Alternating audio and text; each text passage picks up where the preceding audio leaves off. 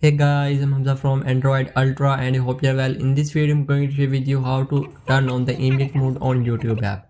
First of all, as you can see, I'm turned on this video, and before turning on the ambient mode, make sure your dark theme is turned on. If you don't know how to do it, simply go to your settings of the YouTube app.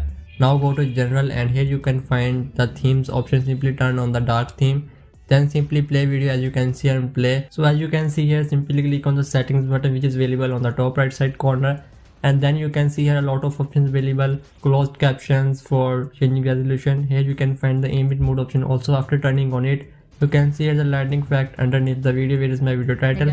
This lighting effect is called ambient mode. I hope you enjoyed this video. If you're new to my channel, so please consider subscribe and also press the bell icon to get more videos like this one. See you soon in the next video. Bye bye.